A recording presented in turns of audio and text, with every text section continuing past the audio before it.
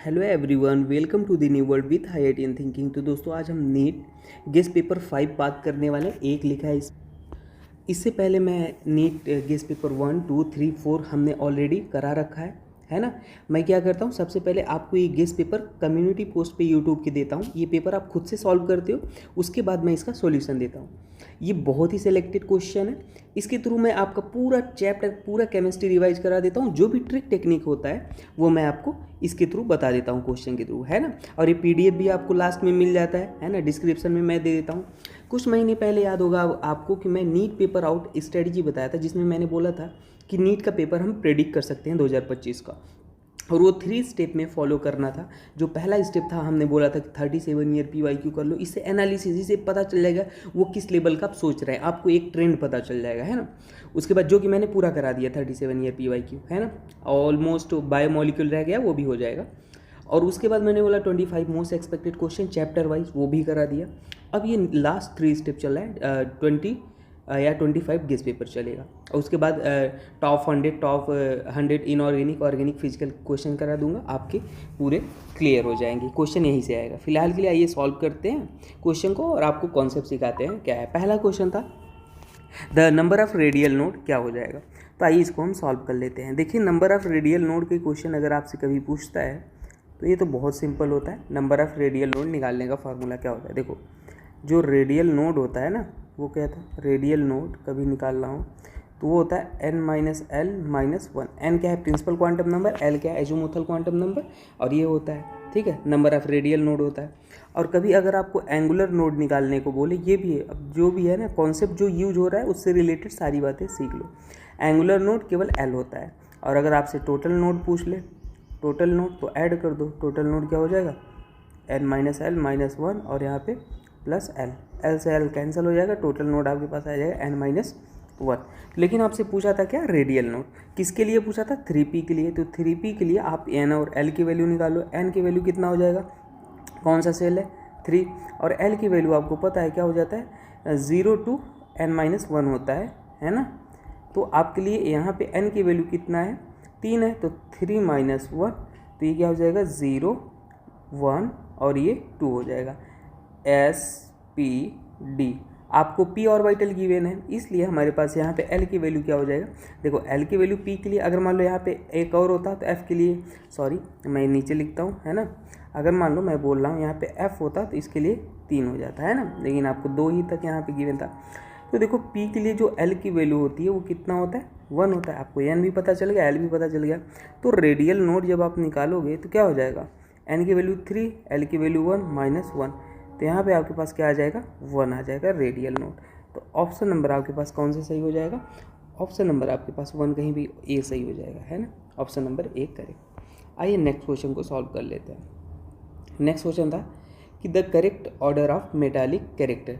तो जो metallic character होता है, ये बेसिक आप पीरियोडिक प्रॉपर्टी का क्वेश्चन है। मेटालिक कैरेक्टर जो होता है आपके पास, वो टॉप टू बॉटम क्या होता है, इंक्रीज होता है या डिक्रीज होता है। तो हम बता दें, अगर ग्रुप की बात करें, देखो यहाँ पे लिखता हूँ ग्रुप, है ना, ग्रुप की बात करें तो हमारे पास top to bottom, top to bottom, top to bottom जो मेटालिक कैरेक्टर होता है, मेटालिक कैरेक्टर जो होता है वो इंक्रीज करता है, वो इंक्रीज करता है, ठीक है। और अगर पीरियड में बात करें, पीरियड में हमारे पास तो ग्रुप में क्या होता है, टॉप टू बॉटम मतलब ऐसे चलेंगे हम, है ना। और अगर पीरियड की बात करेंगे तो पीरियड में हम ऐसे चलते हैं। तो पीरियड में हमारे पास क्या होता है, यहाँ पे डिक्रीज करता है, लेफ़्ट टू राइट हमारे पास क्या होता है, डिक्रीज करता है। तो ये बात याद रख लो। तो इसके अकॉर्डिंग आपको पता होना चाहिए ये कौन सा हमारे पास गिवन है, ऑप्शन नंबर बेरियम, है ना, सेकेंड ग्रुप और फर्स्ट ग्रुप के, barium magnesium, beryllium magnesium calcium. तो आपके पास क्या गिवन है, बेरिलियम गिवन है, कैल्शियम, ये ग्रुप है। तो आपको पता है ग्रुप में हमारे पास इंक्रीज होता है तो कैल्शियम का बेरियम से ज़्यादा हो जाएगा, ठीक है। कहाँ पे गिवन है, कैल्शियम का बेरियम से ज़्यादा। तो 2 ऑप्शन तो कट कर लो। देखो थोड़ा सा आपको हीट एंड ट्रायल मेथड, मतलब ये देखो बेरियम का ज़्यादा बोल दिया है यहाँ पे, है ना, आपको कैल्शियम का ज़्यादा होना चाहिए, है ना। और यहाँ पर भी बोल दिया है, और यहाँ पर भी नहीं, यहाँ पर कैल्शियम ज़्यादा, और सॉरी थर्ड वाला तो हम गलत कर दिए ना, कैल्शियम तो यहाँ सही है। यहाँ पे क्या बोला है, ये बेरियम वाला भी बोल दिया यहाँ पर, ये गलत हो गया। अब देखो कैल्शियम और पोटेशियम में देखोगे तो देखो पोटेशियम में आपको पता है लिथियम, हमारे पास पोटेशियम किधर आएगा, लिथियम, सोडियम, पोटेशियम, और लेफ़्ट टू राइट अगर इधर जाओगे तो डिक्रीज करेगा ना, अभी तो बताया। तो पोटेशियम का ज़्यादा होना चाहिए, तो आपके पास ऑप्शन नंबर सी करेक्ट हो जाएगा। ठीक है, तो बहुत ही बेसिक क्वेश्चन थे, आप आ जाने चाहिए थे। इसमें तो कुछ लॉजिक था, मतलब सिंपल था, कुछ ज़्यादा कॉम्प्लिकेटेड नहीं था। आइए इसको सॉल्व करते हैं।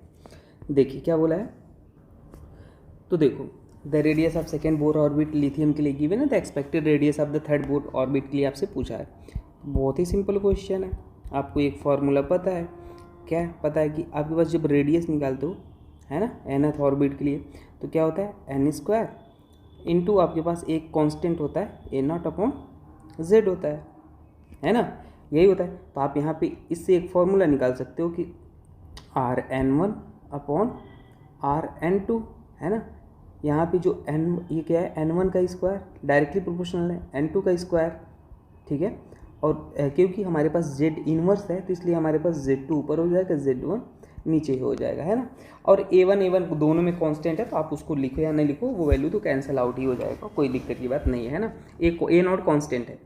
अब देखो हम Rn1 मान लेते हैं, हम बेरिलियम के लिथियम का मान लेते हैं Rli, है ना, Li2+, और यहाँ पे क्या है R बेरिलियम का पूछा था Pe3+। तो आपके पास लिथियम के टाइम हमारे पास क्या गिवन था, ये हमारे पास N1 है, इसके लिए आप N1 मान लो, है ना, कंफ्यूज नहीं होना। और इसके लिए आप N2 मान लो इसका नाम। तो इसके लिए आपको गिवन था X गिवन था, बेरिलियम के लिए आपके पास निकालना था, बेरिलियम का आपके पास निकालना था।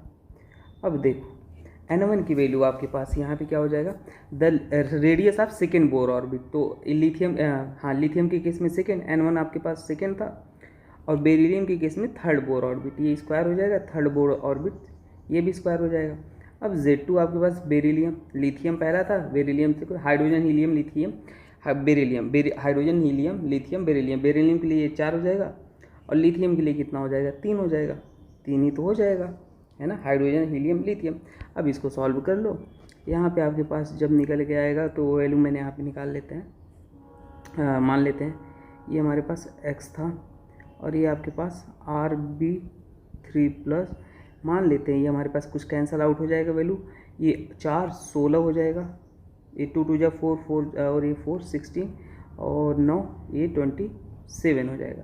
हमें निकालना था बेरिलियम के लिए, तो हम क्या करते हैं 27 का x में यहाँ पे मल्टीप्लाई हो जाएगा, 27x डिवाइड बाई 16, और ये आप क्या आ जाएगा Rbe3+, तो 27 अपॉन 16 Be3+। सिंपल क्वेश्चन था, इसमें कुछ भी आपको सोचना नहीं था, ऑप्शन नंबर आपके पास सी सही हो जाएगा। ठीक है, तो आप एक काम करना, ये फॉर्मूला याद रख लेना, बहुत बार यूज होगा। ठीक है, मैं बॉक्स में लिख देता हूँ,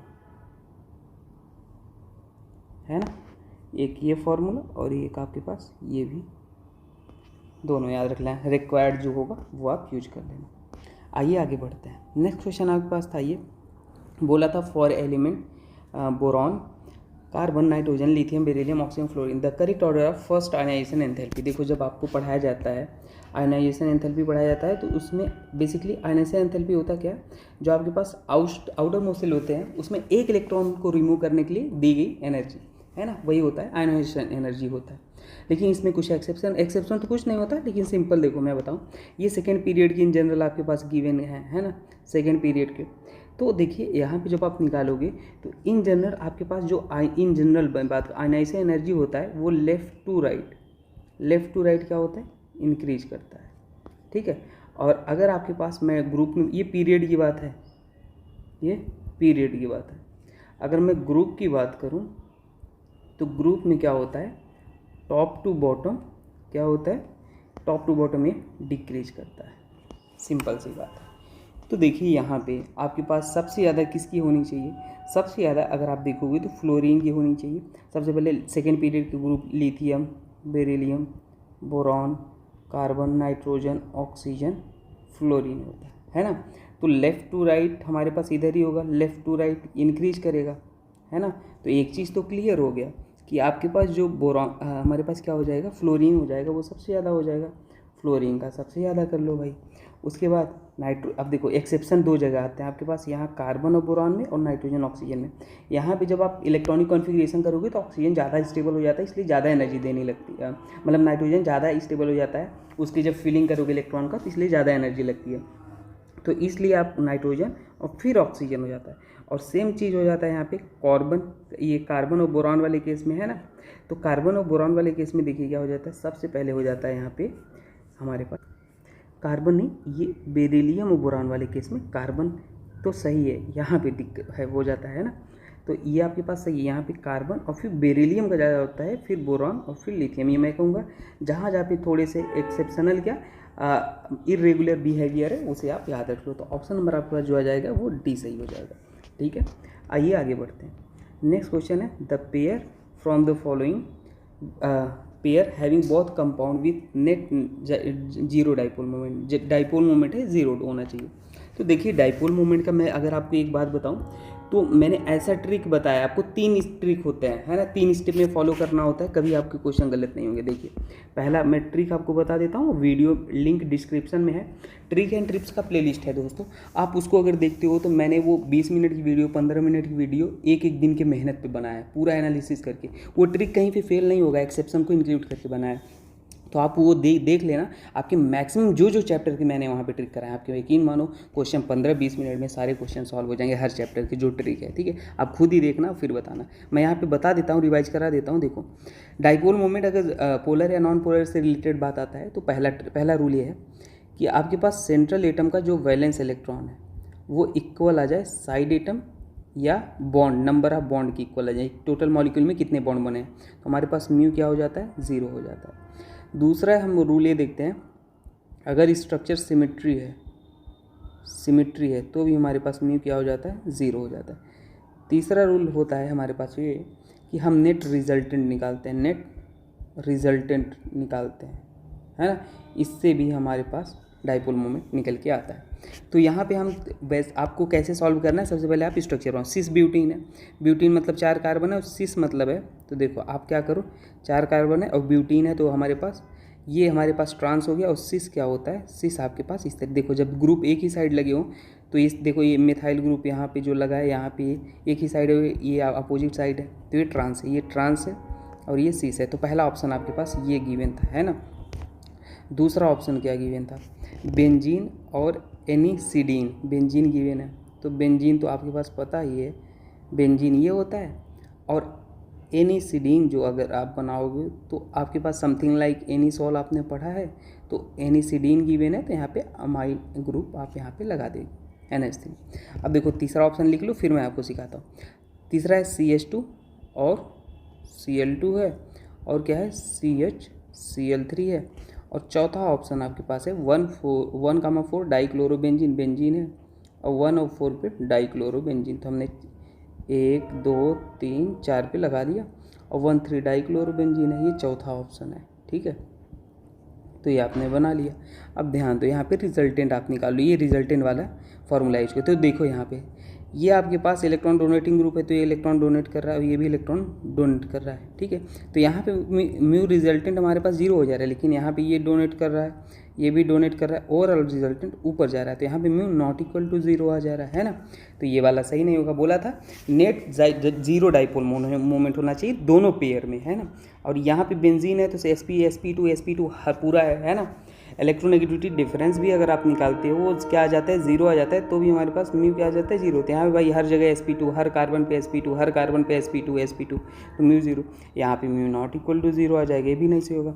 अब देखो यहाँ पे ये म्यू 0 आएगा स्ट्रक्चर बनाओगे, लेकिन ये आपके पास CH और यहाँ पे Cl, तो यहाँ पे mu net resultant not equal to 0। अब देखो आपके पास ये म्यू CH Cl3 हो गया। अब ऑप्शन आपके पास कौन सा बच रहा है, आपसे बोला था कि ये चेक करते हैं थर्ड वाला, ये क्लोरीन इलेक्ट्रॉन विड्रॉइंग ग्रुप है, तो ये इलेक्ट्रॉन अपने साइड खींचेगा, ये भी इलेक्ट्रॉन अपने साइड खींचेगा, तो ये क्या हो जाएगा, म्यू इसके पास क्या हो जाएगा, 0 हो जाएगा, है ना। अब देखो यहाँ पे आपके पास जो है ये आपके पास क्या है, ये अपने साइड खींचेगा, ये भी अपने साइड खींचेगा, इसके आपके पास म्यू नॉट इक्वल टू 0 हो जाएगा। ठीक है, तो इसमें भी आपके पास ये एक ज़ीरो आ गया है ना, दोनों में नॉन ज़ीरो ना, इसमें भी जीरो आ गया, इसमें भी जीरो आ गया, कहोगे इसमें भी जीरो आ गया, लेकिन CH Cl2 को जब आप बनाओगे तो इसका भी स्ट्रक्चर कुछ इस वैरायटी का आएगा जिसमें हमारे पास डाइपोल मोमेंट क्या हो जाएगा, ज़ीरो नहीं हो जाएगा, है ना। यही तो गलती कर दिया, यहाँ पर भी mu not equal to zero आ जाएगा, तो ऑप्शन नंबर सी सही हो जाएगा। ठीक, तो ये ऐसे हो जाएगा भाई। रिजल्ट निकाल के इसमें चेक करते हैं, बाकी तरीका भी है, वो भी आपको वीडियो को देख लोगे, आपके सारे डाउट क्लियर हो जाएंगे। आइए नेक्स्ट क्वेश्चन को सॉल्व करते हैं।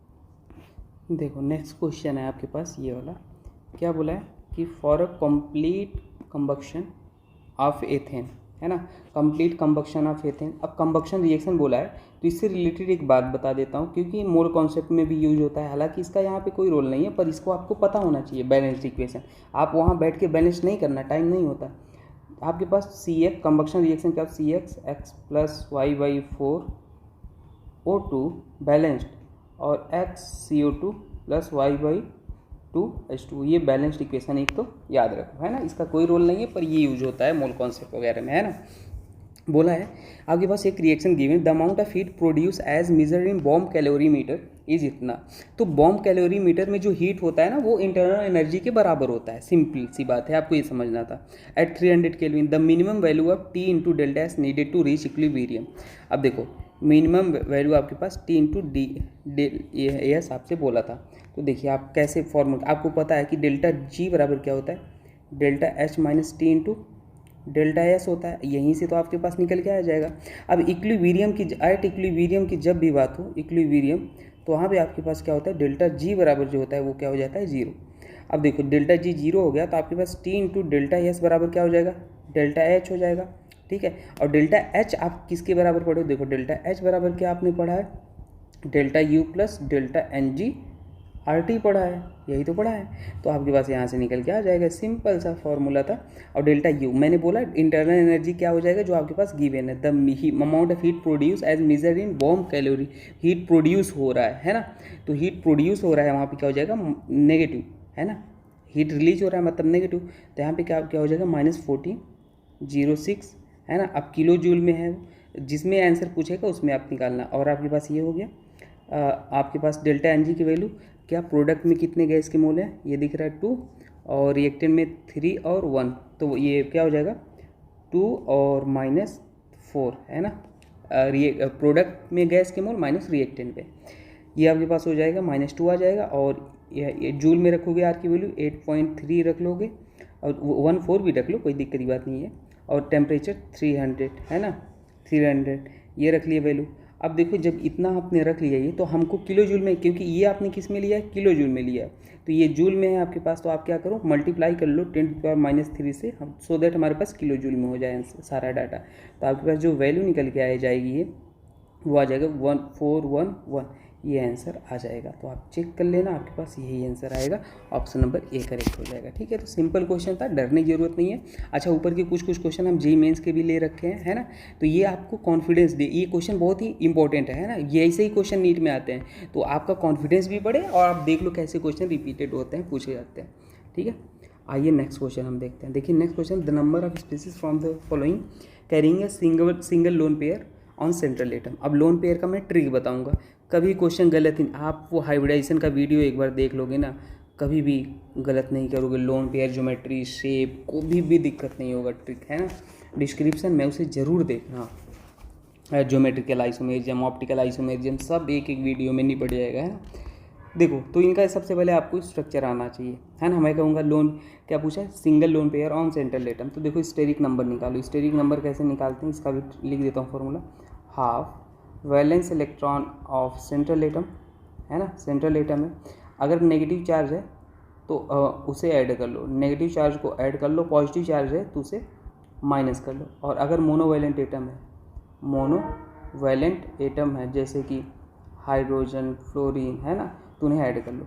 अगर ये मान लो 2 के बराबर आता है तो sp3 के बराबर आता है तो sp2, है ना, ये सारा कुछ लिखा दिया, 4 sp3, 5 sp3d, 6 sp3d2, है ना। ये कैसे एक्स्ट्रा क्यों लिख दिया मैंने, ठीक है, sp3d2, ऐसे 7 sp3d3 हो जाएगा। ठीक है, फिलहाल के लिए यहाँ पे आइए देखते हैं। आपके पास पहला है XeF5, अब देखो हैलोजन में वैलेंस इलेक्ट्रॉन जो होता है सेंट्रल एटम का 7 होता है और जेनॉन का 8 होता है। तो यहाँ पे स्टेरिक नंबर निकालो। स्टेरिक नंबर ट्रिक बताता हूँ लोन पेयर का। देखो स्टेरिक नंबर कितना आ जाएगा हाफ, और ये वैलेंस इलेक्ट्रॉन जेनॉन का 8, पॉजिटिव चार्ज 1 है तो माइनस, और 5 मोनोवैलेंट एटम हैलोजन जो होते हैं ना वही। तो यहाँ पे 12 हो जाएगा 6। अब लोन पेयर जब भी निकालना, लोन पेयर क्या हो जाता है, स्टेरिक नंबर, यही ट्रिक है, माइनस साइड एटम। तो स्टेरिक नंबर कितना है 6, साइड एटम कितना है 5, आपके पास एक लोन पेयर आ गया। ठीक है, एक लोन पेयर आ गया। अब दूसरा निकालो XeO3। XeO3 अब डायरेक्ट करता हूँ मैं। स्टेरिक नंबर कितना आ जाएगा 1/2, 8, ऑक्सीजन को नहीं लोगे तो इसमें लोन पेयर निकालोगे कितना आ गया, ये 4 आ गया, 4 - 3 1 लोन पेयर। और ऐसे ही XeO2 F2 का अगर आप निकालोगे तो यहाँ पे क्या हो जाएगा 1/2, 8 और प्लस 2 10, ये 5 में से साइड एटम कितना हो गया, इसके लिए भी XeO2 F2 एक ही लोन पेयर आ जाएगा, है ना, लोन पेयर 1 5 क्योंकि साइड एटम 4 हो जाएंगे। और आपके पास क्या है XeO2 F2 हो गया, आपके पास XeO3 F2 है, XeO3 F2 है ना। तो यहाँ पे आप क्या करोगे, यहाँ पे भी आप निकालोगे तो इसमें कितना आ जाएगा 1/2 और जेनॉन 8 2 10 मतलब कितना आ जाएगा 5, और 5 साइड एटम है तो यहाँ पे लोन पेयर कितना आ जाएगा 0 आ जाएगा। ठीक है, और उसी तरीके से हमने XeOF4 का निकाला। XeOF4 का निकालोगे तो स्टेरिक नंबर 1/2, 8 + 4 12, ये आ जाएगा 6, और लोन पेयर निकालोगे 6 - 5, एक लोन पेयर आ जाएगा। और आपके पास XeF4 में निकालोगे तो 12 1/2, 8 4 12 6 में 2 लोन पेयर आ जाएगा, है ना। तो ऐसे कितने हैं जिसमें एक लोन पेयर है, तो ऐसे मुझे दिख रहे हैं 4 दिख रहे हैं। देखो पहला तो आपके पास, कलर चेंज कर दूँ, पहला आपके पास ये है 1, दूसरा ये है 3, और ये 3 हो गया 1 और 1 4, तो टोटल कितने हैं 4 हैं जिसमें एक लोन पेयर है। तो ये हो जाएगा आंसर। ठीक है, तो सिंपल था, आपको डरने की ज़रूरत थी नहीं। बस ट्रिक क्या था अपने पास, ट्रिक ये था कि steric number minus side atom equal to lone pair, यही आपके पास ट्रिक था। ठीक है, आइए आगे बढ़ते हैं। नेक्स्ट क्वेश्चन है आपके पास, क्या गिवन है कि 20 ml of 0.1 molar NaOH is added to 50 ml of 0.1 molar acetic acid solution, the pH of the solution. तो देखिए सिंपल, वेरी सिंपल क्वेश्चन, जैसे जैसे बोला है वैसे वैसे आप लिख लो। ठीक है, आपसे बोला एसिटिक एसिड है CH3 COOH है, इसमें बोला है NaOH, है ना, ऐड किया गया। आपके पास क्या है, इससे क्या बनेगा एसीटेट बनेगा सोडियम, है ना, और ये H2O बनेगा साथ में, है ना, ये हो गया। अब देखो यहाँ पे जो ये है ये वीक एसिड है, हमेशा याद रखना, कभी वीक एसिड है तो जब आप pH निकालोगे तो हमेशा वीक एसिड, मतलब आपके पास pH का जो फॉर्मूला आ जाएगा, अगर वीक एसिड है तो pH बराबर pK + log 10 salt upon acid हो जाता है, और वीक बेस होता है तो यहाँ पे pK भी हो जाता है ना, pK, है ना, वो तो ठीक है। यहाँ पे आपके पास देखो अब ये मिली मोल निकालो, इनिशियल कितने मोल यहाँ पे हैं, तो वीक एसिड के आपके मोल कैसे निकालोगे पता है ना, मोलैरिटी इंटू वॉल्यूम बराबर क्या हो जाएगा, मिली मोल हो जाएगा, यही तो होता है। मोलैरिटी आपके पास कितना 0.1 और आपके पास 20 गिवन है, तो यहाँ पे निकालोगे आ जाएगा 5 आ जाएगा। CH3 नहीं 5 नहीं आ जाएगा, इसका तो 2 आ जाएगा ना, इसको मल्टीप्लाई करोगे यहाँ पे, ये कितना आ जाएगा यहाँ पे, ध्यान देना।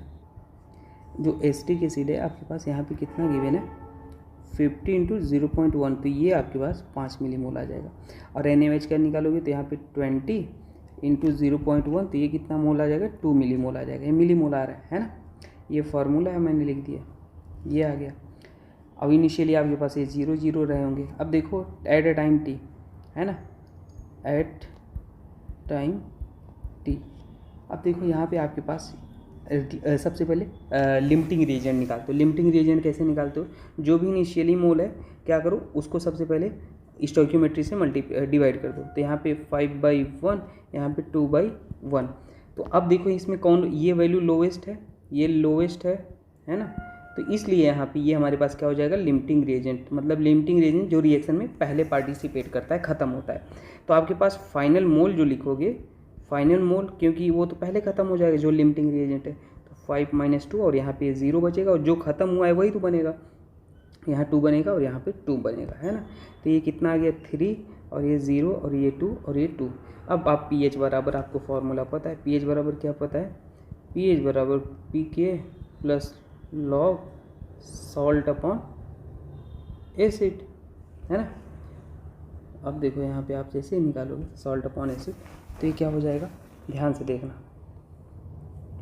यहाँ पे आपके पास pH बराबर पी के आपको पता है क्वेश्चन में 4.76 हो जाएगा, है ना। और यहाँ पे लॉग सॉल्ट अपॉन एसिड, यहाँ पे देखो सॉल्ट है आपके पास CH3COON निकल रहा है, तो ये कितना है आपके पास 2 मोल, है ना। 2, अच्छा ये कॉन्सेंट्रेशन लिख रहे हो, कॉन्सेंट्रेशन क्या होता है मोल अपॉन वॉल्यूम, और वॉल्यूम आपके पास कैंसल आउट हो जाएगा, ठीक है, दोनों केस में। तो 2 बाई ये क्या हो जाएगा अपॉन, और एसिड आपके पास 3 आया लास्ट में, तो यहाँ पे 3 पुट कर लिया, तो बस आपने सॉल्व कर लिया। pH बराबर निकल के आ जाएगा 458 × 10⁻² आ जाएगा। आंसर नंबर आपके पास ऑप्शन नहीं गिवन है, 458 हो जाएगा आंसर। क्या है 458, यही आंसर हो जाएगा, ठीक है, जो आपसे बोला था ये 458, ठीक है। आई होप आपको ये बात समझ में आया। चलिए आगे बढ़ते हैं। नेक्स्ट क्वेश्चन आपके पास है ये, क्या बोला था कि the enthalpy change for the adsorption process and micelle formation. तो भाई एडजॉर्प्शन और मिसेल फॉर्मेशन में जो एंथैल्पी आता है, ये तो इन्फॉर्मेशन बेस्ड क्वेश्चन है, ये आपको याद होना चाहिए। देखो जो एडजॉर्प्शन होता है, एडजॉर्प्शन जो होता है ये आपके पास कैसा प्रोसेस होता है, एक एक्सोथर्मिक, और एक्सोथर्मिक प्रोसेस मतलब क्या होता है, वहाँ पे हीट जो होता है डेल्टा एच क्या होता है वो नेगेटिव होता है एडजॉर्प्शन, है ना। और जो हमारे पास मिसेल फॉर्मेशन होता है, मिसेल, हम इसके बारे में डिटेल में बात नहीं कर रहे हैं, जो मिसेल फॉर्मेशन होता है ये हमारे पास कैसा होता है एंडोथर्मिक होता है, एंडोथर्मिक होता है। यहाँ पे जो डेल्टा एच आता है ये क्या आता है पॉजिटिव आता है। तो बस हो गया हमारे पास आंसर नंबर सी, जो डेल्टा एच एडजॉर्प्शन वो 0 और वो हमारे पास एंडोथर्मिक मतलब डेल्टा एच पॉजिटिव। बस ये सिंपल क्वेश्चन थे, इसमें तो कुछ दिमाग नहीं लगाना था। अब देखो नेक्स्ट क्वेश्चन आपके पास है, क्या बोला है कि 2 litre of 0.2 reacted with 2 liter of 0.1 molar NaOH solution, the molarity of the resulting solution। ये सिंपल क्वेश्चन है, इसको भी देख लेते हैं। देखिए कुछ नहीं, सबसे पहले आप देख लो इसमें कौन किसके साथ रिएक्ट करे, H2SO4 है, ठीक है, ये किसके साथ NaOH बैलेंस्ड इक्वेशन में लिख रहा हूँ, ये किससे रिएक्ट करे Na2SO4 ये बनेगा आपके पास, और यहाँ पे 2H2O बनेगा, ठीक है। हालांकि आपको नहीं पता है तो भी कोई दिक्कत की बात नहीं है।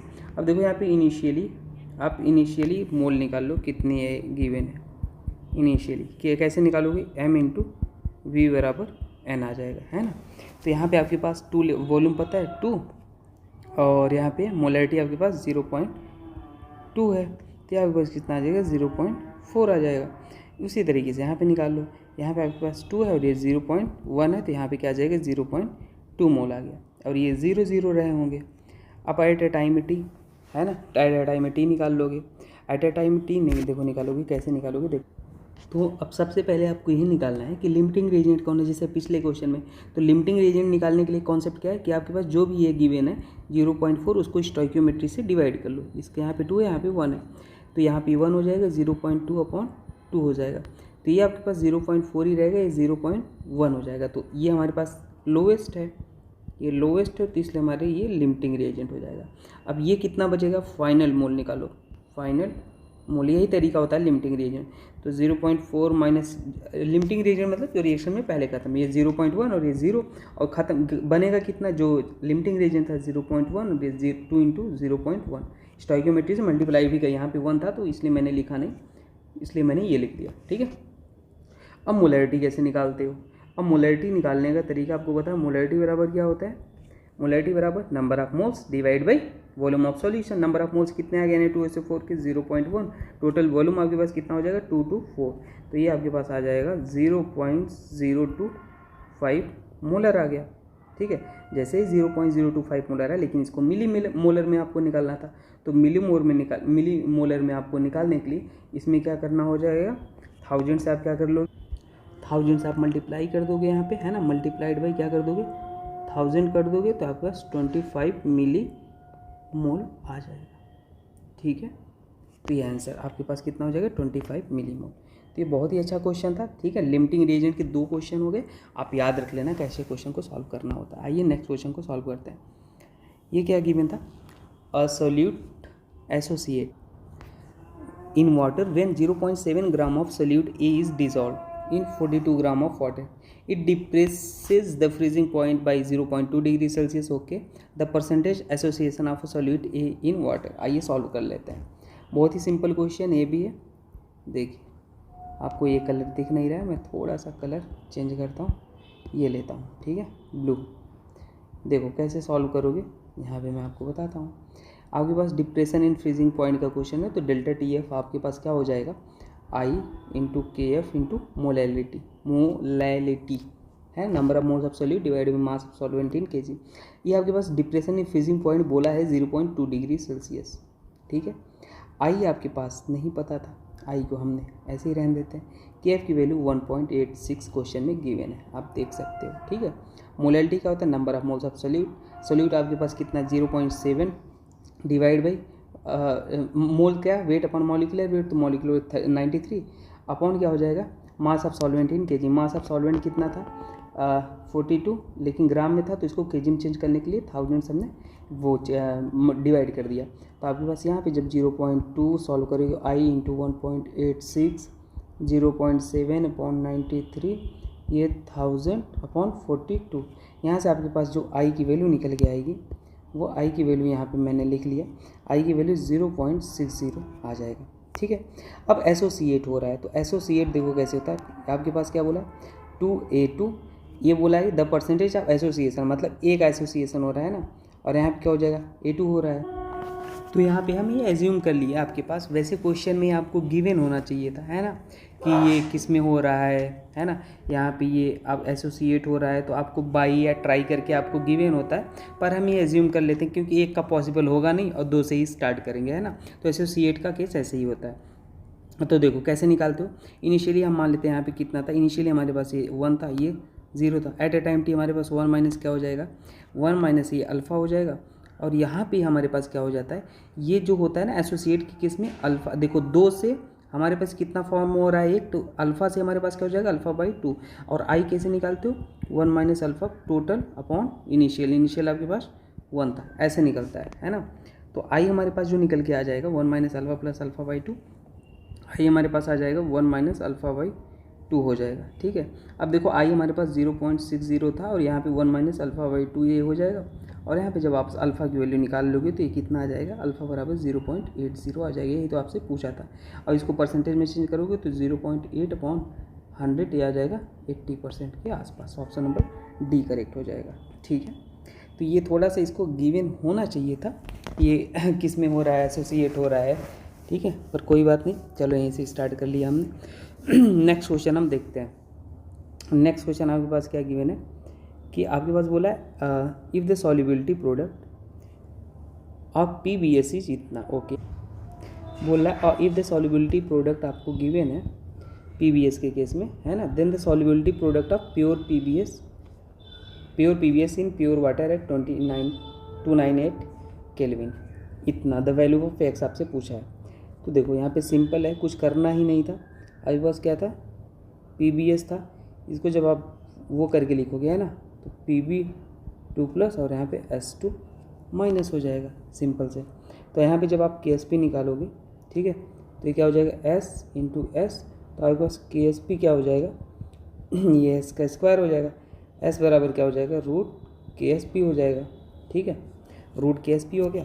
और यहाँ पे आपको वैल्यू गिवन था, KSP का वैल्यू आपका गिवन था, कितना गिवन था 8 into 10 to the power, solubility product यही तो होता है -28, तो इसको सॉल्व कर लो, इसका रूट ले लोगे 2√2 आ जाएगा, और 28 का आधा कर दो तो 10 की पावर -14 हो जाएगा।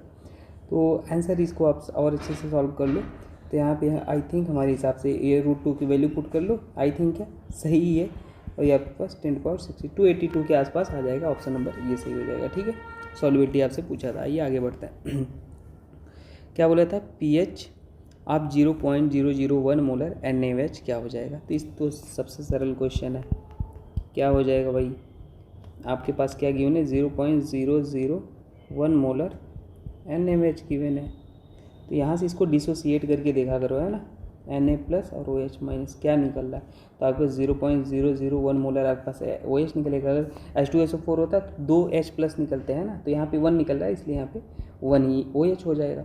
अब यहाँ पे OH जैसे ही आपको पता चला, ठीक है, तो आपको पता है क्या होता है H प्लस और OH माइनस, ये क्या होता है 10⁻⁻14 के बराबर होता है। तो आपको पता है यहाँ पे H प्लस, क्योंकि pH पूछा है इसलिए हमें H प्लस चाहिए। OH की वैल्यू आपके पास कितना हो जाएगा 0.001 और ये क्या हो जाएगा 10⁻⁻14। तो H प्लस आपके पास कितना हो जाएगा 10⁻⁻14 डिवाइड बाई 1 इंटू 10⁻⁻3, ये यहाँ पे आ जाएगा 10⁻11 आ जाएगा, ठीक है। यहाँ से H प्लस आ गया। अब जैसे ही H प्लस आ गया और pH क्या होता है minus log concentration of H plus होता है। H प्लस की वैल्यू आप पुट कर लो माइनस लॉग, और ये क्या हो जाएगा 10⁻⁻11, तो ये हो जाएगा -1 इंटू -11 बाहर आ जाएगा। लॉग 10 की वैल्यू आपके पास 1 होती है, तो आपके पास ये हो जाएगा 11 इंटू 1। pH आपके पास ये हो गया 11 हो गया, ठीक है। ऑप्शन नंबर सी सही। कभी आपसे POH पूछता है तो क्या होता है pH प्लस POH बराबर कितना होता है 14 होता है। तो आप POH भी निकाल लेते, कितना आ जाता है pH 14 माइनस 11, ये 3 आ जाता है, ठीक है। तो ये भी आप निकाल सकते थे। आइए आगे बढ़ते हैं नेक्स्ट क्वेश्चन के लिए। नेक्स्ट क्वेश्चन आपके पास गिवन है KI which of the following equation depicts the oxidising nature of H2O2। Oxidising nature of H2O2 का आपको बताना है। आइए देख लेते हैं। देखिए सबसे पहले बात तो आपको ये समझना होगा ऑक्सीडाइजिंग क्या होता है और रिड्यूसिंग क्या होता है। तो देखो जिसका ऑक्सीडेशन होता है वो कैसा काम करता है, रिड्यूसिंग एजेंट का काम करता है, और जिसका रिडक्शन होता है वो कैसा काम करता है, ऑक्सीडाइजिंग एजेंट का काम करता है। और ये क्या बोला है कि which of the following equation depicts the oxidising nature of H2O2। अगर मान लो H2O2 क्या करेगा, ऑक्सीडाइजिंग नेचर शो करेगा, तो ये क्या करेगा दूसरों का ऑक्सीडेशन कराएगा, दूसरों को ऑक्सीडेशन करेगा, सीधी सी बात है, कराएगा, ज़्यादा लिखो सही है। तो एक ही ऑप्शन मुझे साफ साफ दिख रहा है। देखो यहाँ पे जो आपके पास लिखा है 2I माइनस, और बाकी आप चेक कर लो, है ना, आपको अगर भ्रम है तो आप चेक कर लो, क्योंकि साफ साफ दिख रहा है यहाँ पे ये फ्री स्टेट में है 0 और ये नेगेटिव है, तो यहाँ से इसका क्या हो रहा है, ये ऑक्सीडेशन हो रहा है। तो ऑक्सीडेशन हो रहा है तो आपके पास यहाँ H2O2 क्या करा रहा है भाई, ये हमारे पास ऑक्सीडाइजिंग नेचर के, ये ऑक्सीडाइजिंग एजेंट का काम कर रहा है, ऑक्सीडाइजिंग नेचर बिहेवियर शो कर रहा है, ठीक है। तो ये हमारे पास क्या है, इसको ऑक्सीडाइज कर रहा है, इसको ऑक्सीडाइज कर रहा है, ये वाला इसको ऑक्सीडाइज कर रहा है। तो ऑप्शन नंबर सी सही हो गया, कुछ दिमाग लगाने की ज़रूरत नहीं थी। और ये भी आप याद रख लो, क्या पता कभी आपको इसका भी यूज होता है, ठीक है। आइए आगे बढ़ते हैं। नेक्स्ट क्वेश्चन है incorrect statement regarding the structure of C16। तो इनकरेक्ट स्टेटमेंट क्या होता है, तो जो हमारे पास ये फुटबॉल लाइक स्ट्रक्चर होता है C16 का, ठीक है, ये फुटबॉल लाइक स्ट्रक्चर होता है, फुटबॉल लाइक स्ट्रक्चर होता है इसका। देखो इसमें कितने क्या होते हैं, इंपॉर्टेंट बातें, इसमें 6 मेंबर रिंग होता है ना, और 5 मेंबर रिंग भी होता है। और आपके पास मैं बता दूं इसमें each carbon atom form 3 sigma bond, पहला ऑप्शन सही है, ये भी सही है, दूसरा भी सही है। The 5 member ring are fused with 6 member, ये भी सही है। इट कंटेन 12 6 मेंबर रिंग या 24 5, नहीं ये गलत है। 24 आपके पास 6 मेंबर रिंग होता है और 12 आपके पास 5 मेंबर रिंग होता है ना, ये गलत है। ऑप्शन नंबर डी सही हो गया, इनकरेक्ट ही आपसे पूछा था, ठीक है, तो यही हो जाएगा फिलहाल के लिए। आइए आगे बढ़ते हैं। NCERT का डायरेक्ट क्वेश्चन था, क्या बोला था, which branched chain isomer of the hydrocarbon with molecular mass 72 है ना, यूनिट AMU मान लो कुछ भी है, 72 गिवन है, gives only 1 isomer of mono substituted alkyl halide. तो आपके पास ऐसा बोल रहा है कि कौन सा ऐसा ब्रांच्ड चेन आइसोमर हाइड्रोकार्बन है जिसका मॉलिक्यूलर मास 72 है, gives only 1 isomer of mono substituted alkyl halide. तो देखो भाई सिंपल सी बात है, अगर आप क्या ये बोला टर्शियरी ब्यूटाइल क्लोराइड ले रहे हो, ठीक है, तो इसमें आपको कैसे सॉल्व करना मैं बताता हूँ। देखो मैं ये बोल रहा हूँ कि अगर मान लो सेम ही टाइप के हाइड्रोजन है, मैंने क्या बोला, सेम ही टाइप के हाइड्रोजन, टर्शियरी ब्यूटाइल क्लोराइड है, तो भाई ये पहले बनाओ टर्शियरी ब्यूटाइल क्लोराइड। देखो ये है Cl है, मैं क्या ही लिख रहा हूँ, CH3 है, CH3 है और CH3 है और ब्यूटाइल क्लोराइड है ना। तो ये तो ऑलरेडी प्रोडक्ट बना के दिए है, ये बोल रहा है कि ऐसा कौन सा है जो एक ही प्रोडक्ट देगा, है ना। ये तो ऑलरेडी मतलब रिएक्शन हुआ है, किसका रिएक्शन हुआ होगा, आपके पास ऐसा कंपाउंड होगा एक, है ना, और यहाँ पे क्या हो जाएगा Cl2 H/μ ले लोगे तो ये बनेगा और साथ में एक और बनेगा इसके, क्योंकि ये भी तो हाइड्रोजन है। देखो यहाँ पे समझो बात मैं क्या बोल रहा हूँ, जितने डिफरेंट हाइड्रोजन होते हैं उतने प्रोडक्ट बनेगा। तो एक हाइड्रोजन ये था, एक बन गया, एक इसको भी हटा के बनता, तो ये तो नहीं होगा, ये तो प्रोडक्ट बना के दे दिया है। बोला है कि ब्रांच चेन मतलब उसकी रिएक्शन कराओ मोनो सब्सटीट्यूटेड एल्काइल हैलाइड, ये एक आइसोमर दे, ऐसा कौन सा सबस्ट्रेट है। अब देखो नियोपेंटेन क्या होता है, नियोपेंटेन देखो, नियोपेंटेन का जो स्ट्रक्चर होता है आपके पास ये होता है। अब देखो यहाँ पे अगर आप देख पा रहे हो बहुत क्लियरली आपके पास एक ही वैरायटी का हाइड्रोजन दिख रहा है, एक ही वैरायटी मतलब उसके चारों तरफ इन्वायरमेंट सेम है। देखो ये हाइड्रोजन को देखो तो यहाँ पर भी जाओ यही कार्बन, ये हाइड्रोजन यहाँ पर भी यही कार्बन, यहाँ भी इसका भी पड़ोसी यही, इसका भी पड़ोसी यही। तो ये चारों हाइड्रोजन जो आपको दिख रहे हैं ये वाले सारे क्या हैं, सेम है, और सेम है तो इसलिए हमारे पास ये प्रोडक्ट देगा। मोनोक्लोरिनेशन कराओगे तो ये क्या देगा, सिंगल प्रोडक्ट देगा। तो सिंगल प्रोडक्ट मतलब यहाँ पे Cl एक जगह आप लगा लो बस कहीं पर भी, तो यही हो जाएगा, यही तो नियोपेंटेन ही ऑप्शन सही हो जाएगा। ठीक है, तो ये वाला सही आप याद रख लेना। आइए आगे बढ़ते हैं। नेक्स्ट क्वेश्चन आपके पास है कि in which of the following molecule strongest back donation of an electron pair form highlight, back donation strongest कहाँ पे हो रहा है। तो ये भी सिंपल क्वेश्चन, आइए इसको समझा देते हैं। क्या है आपके पास, बना लो पहले, BF3 BCl3 fluorine chlorine bromine BBr3 और आयोडीन BI3। देखो बोरॉन भी सेकेंड पीरियड का एलिमेंट है, ये सेकेंड पीरियड, ठीक है। यहाँ पे अगर आप देखोगे तो ये थर्ड पीरियड है, ये फोर्थ, ये फिफ्थ, ये सिक्स्थ पीरियड है। ठीक है, सॉरी ये थर्ड क्यों लिख दिया मैंने, सेकेंड का है ना, फ्लोरीन तो सेकेंड का है, ये सेकेंड का है, ये थर्ड का है, ये फोर्थ का है, ये फिफ्थ का है।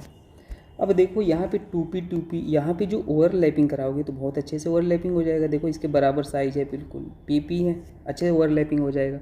यहाँ पे साइज देखो 2p है और एक 3p है, थोड़ा साइज बढ़ जाएगा तो अच्छे से कवर नहीं कर पाएगा, ओवरलैपिंग अच्छे से नहीं हो जाएगा। अब यहाँ पे देखो ये 2p ही था और ये थोड़ा और साइज बढ़ गया है, दिख रहा, तो ये भी अच्छे से नहीं कर पाएगा। यहाँ पे आपके पास 2p ही था और ये तो मतलब अलग ही साइज हो गया, तो ये अच्छे से और नहीं हो पाएगा। तो ओवरलैपिंग सबसे अच्छे से कहाँ पे हो पा रही है, तो ओवरलैपिंग आपके पास जो ओवरलैपिंग का ऑर्डर हो जाएगा ये ओवरलैपिंग ऑर्डर हो जाएगा, है ना। तो ओवरलैपिंग का ऑर्डर ये हो जाएगा, स्मॉल साइज अच्छा ओवरलैपिंग, तो ऑप्शन नंबर BF3 में अच्छा ओवरलैपिंग हो जाएगा। ठीक है, कभी लेविस एसिडिटी का ऑर्डर पूछ लेता है आपसे ये भी, और लेविस एसिडिटी का ऑर्डर, लेविस एसिड क्या होते हैं, जो इलेक्ट्रॉन पेयर को एक्सेप्ट करें। तो यहाँ पे मान लो इलेक्ट्रॉन पेयर यहाँ है तो खाली ऑर्बिटल, वैकेंट p ऑर्बिटल कहाँ पे है, ये खाली है, ज़्यादा बड़ा है, तो यहाँ पे ऐसे करेगा। तो लेविस एसिडिटी इंक्रीज करता है, ये भी याद रख लेना। ठीक है, आइए आगे बढ़ते हैं नेक्स्ट क्वेश्चन की तरफ। नेक्स्ट क्वेश्चन आपके पास रहा ये, इसमें क्या बोला था, इसमें बोला था कि मेजर प्रोडक्ट आपको बताइए। तो आई होप आपको दिख रहा है क्वेश्चन, ठीक है, अब दिख रहा है। आइए इसको हम सॉल्व करके आपको बता देते हैं। बहुत सरल है, दिखने में डरावना लग रहा है पर था ये बहुत ईजी क्वेश्चन। देखो कैसे ईजी था, अभी आपको समझ में आ जाएगा, मैं जब करके बताऊंगा तब। पहले स्ट्रक्चर एक बार बना लेता हूँ, ठीक है।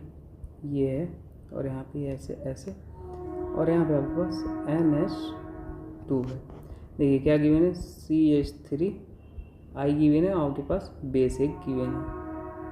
ठीक है, देखो पहले स्टेप में क्या होता है, पहले स्टेप में ये बेस, कौन से बेस का काम है, मोस्ट एसिडिक H को खाना। तो ये H जो दिख रहा है देखो ये मोस्ट एसिडिक है, क्योंकि यहाँ पे H निकालोगे तो जो कार्बन आयन यहाँ पे बनेगा वो देखो इधर भी रेजोनेंस कर रहा है, इधर भी रेजोनेंस कर रहा है ना। तो ये कहीं ना कहीं बहुत ज़्यादा एसिडिक है। अच्छा ये मैंने देखो थोड़ा गलत स्ट्रक्चर ड्रॉ कर दिया है, यहाँ पे थोड़ा सा ड्रॉ कर लो भाई, ये आपके पास डायरेक्ट ऐसे है ना, ये था तो रेजोनेंस कर रहा है। तो ये बेस क्या करेगा, इस H को खाएगा, जैसे ही खाया तो आपके पास यहाँ पे ये क्या आ जाएगा, ये नेगेटिव चार्ज आएगा, ये नेगेटिव आया, ये दिख रहा है ना, ये नेगेटिव जैसे आया ये SN2 रिएक्शन टाइप कर लेगा, इसको मारेगा यहाँ पे बैक साइड अटैक और ये I को बाहर निकाल देगा। तो समथिंग लाइक आपके पास क्या बन गया, देखो ये ऐसे है, ये N, ये हो गया आपके पास यहाँ पे NH2 और यहाँ पे N, ये N दिखने में यहाँ पे CH3 आके जुड़ गया। ऑप्शन नंबर आपको ऐसा कौन सा दिख रहा है, ऑप्शन नंबर डी दिख रहा है, जो डायरेक्ट सही हो जाएगा। ठीक है, तो दिखने में डरावना था पर था बहुत ईजी क्वेश्चन, है ना। आइए आगे बढ़ते हैं। नेक्स्ट क्वेश्चन है, क्या बोला था कि 2 hexyne gives trans 2 hexene on treatment with, आपके पास 2 हेक्साइन है, ठीक है, और वो क्या करना है, ट्रांस 2 हेक्सीन दे रहा है, तो ऐसा कौन सा ऑप्शन हो जाएगा। वेरी सिंपल क्वेश्चन, 2 हेक्साइन सबसे पहले आप बना लो। हेक्साइन 6 कार्बन है ना, 3 और हेक्साइन है, ये भी याद रख लेना आपके पास, 6 कार्बन बन गया, 3 3 6।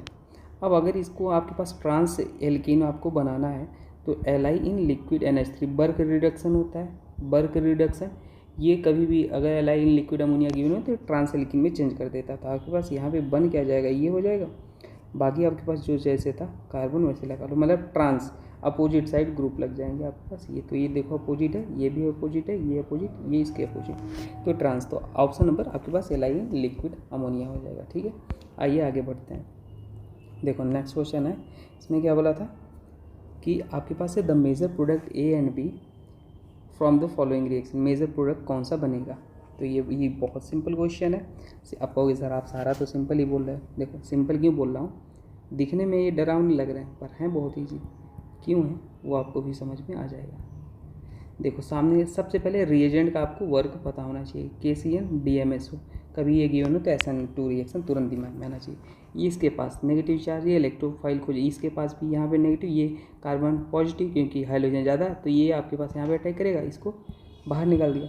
जैसे ये बाहर निकाल दिया तो यहाँ पे क्या हो जाएगा, ये आपके पास ये हो जाएगा और यहाँ पे ऐसे, और ये क्या हो जाएगा CN हो गया। ठीक है, जैसे ये हो गया आपके पास क्या हो जाएगा H2PD गिवन है, ये रिड्यूस कर देगा साइनाइड को CH2NH2 में चेंज कर देता है। तो बस ऑप्शन नंबर आपके पास क्लियर है ना, ये हो गया और यहाँ पे CH2NH2 में उसको चेंज कर देता है। ऑप्शन नंबर C करेक्ट हो गया। ठीक है, तो ये हर रिएजेंट का वर्क आपको पता होना चाहिए। आइए आगे बढ़ते हैं। देखो Seliwanoff test and xanthoproteic test are used for, ये टेस्ट किसके लिए यूज होते हैं, तो ये टेस्ट आपको बेसिकली इंफॉर्मेशन बेस्ड, मैं कहूँगा इसके बारे में डिटेल में नहीं जानना है। ये हमारे पास कीटोज के लिए और प्रोटीन्स के लिए यूज होता है, जेंथोप्रोटी प्रोटीन के लिए और जेलेनो आपके पास कीटोज के लिए होता है। ठीक है, इसके बारे में डिटेल भी बता सकता हूँ। जो प्रोटीन होता है ना, ये प्रोटीन थोड़ा सा बता ही देता हूँ। प्रोटीन जब आप रिएक्शन कराते हो किससे, कॉन्सनट्रेटेड HNO3 और हीट के साथ, ठीक है, और दूसरे स्टेप में आप 40% NaOH भी लेते हो तो आपके पास येलो कलर होता है, येलो कलरेशन आपके पास मिलता है, और येलो से यह किस में हो जाता है, ऑरेंज में हो जाता है, येलो से ऑरेंज में, येलो का होता है, येलो से ऑरेंज में चेंज हो जाता है। तो ये आगे मैं डिटेल में आपको नहीं बता रहा, ठीक है, फिलहाल के लिए आइए यहाँ पे देखते हैं। Among the following compound the increasing order of their basic strength, तो देखिए बेसिक स्ट्रेंथ का ऑर्डर आप कैसे निकालते हो, मैं बता दूं। जब भी बेसिक स्ट्रेंथ का क्वेश्चन हो तो आप बेसिक स्ट्रेंथ है ना, वो डायरेक्टली प्रोपोर्शनल टू क्या होता है, अवेलेबिलिटी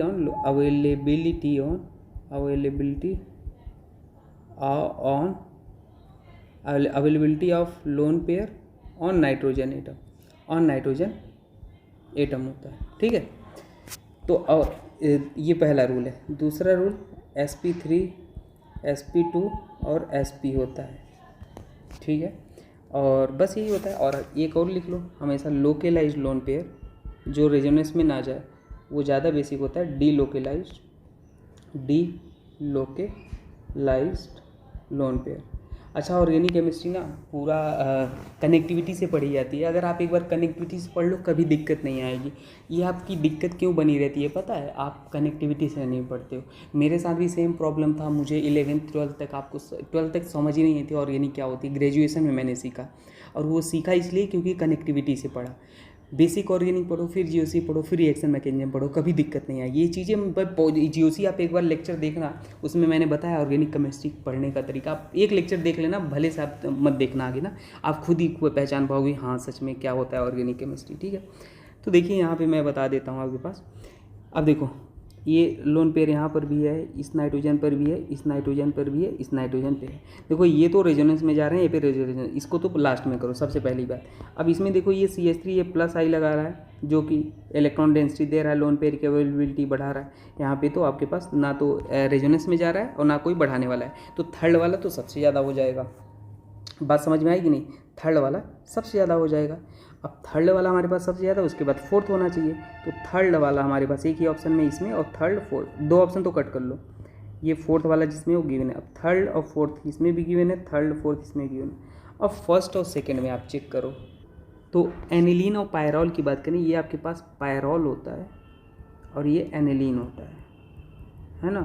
तो एनिलीन ज़्यादा बेसिक होता है, तो ऑप्शन नंबर उसके अकॉर्डिंग हमारे पास ए सही हो जाएगा ना। तो कुछ इन्फॉर्मेशन याद रख लो। अच्छा, एक ग्वानिडीन होता है, ग्वानिडीन होता है जो सबसे ज़्यादा बेसिक होता है, मोस्ट बेसिक होता है। ये कहीं दिख जाए तो मोस्ट बेसिक क्या होता है, कैसे पहचानोगे? एक कार्बन से 3 नाइट्रोजन डायरेक्ट अटैच होते हैं, तो वो ग्वानिडीन होता है। ठीक है, वो मैंने बेसिक स्ट्रेंथ वाले वीडियो में बताया है अपने GOC में, आप वहाँ पे देख लेना। अब देखो यहाँ पे क्या बोला है कि which of the following reaction suitable for the conversion. आपके पास ये कन्वर्जन किससे सुटेबल है, तो ये वुल्फ किश्नर रिएक्शन होता है। ऑप्शन नंबर ये बी होगा, सिंपली कार्बोनिल को हटा के आपके पास रिड्यूस कर देगा। आइए नेक्स्ट क्वेश्चन देखते हैं। नेक्स्ट क्वेश्चन आपके पास है कि CO3 कलरलेस, आपके पास मैच जो ए मैच मतलब लिस्ट 1 है, लिस्ट 2 से करेक्ट मैच कराना है। तो देखिए अगर मैं आपको यहाँ पर CO3 के बारे में बताऊँ, CO3 तो ये हमारे पास क्या होता है, on action of dilute H2SO4, ठीक है ना। ये क्या करता है, CO2 गैस इज रिलीज्ड होता है, रिलीज करता है ना, CO2 गैस रिलीज करता है, जो हमारे पास कैसा होता है, लाइम व मिल्की कलर होता है, सिंपली लिखो, है ना, जो हमारे पास मिल्की होता है ना, सिंपल सी बात है। आपके पास SO2 माइनस, ये क्या होता है, आप जब इसको सल्फ्यूरिक एसिड से रिएक्ट कराओगे, है ना, on action of dilute H2SO4, ठीक है, ये क्या करता है, ये हमारे पास एक गैस रिलीज करता है। कौन सा गैस, H2S गैस रिलीज करता है, ठीक है।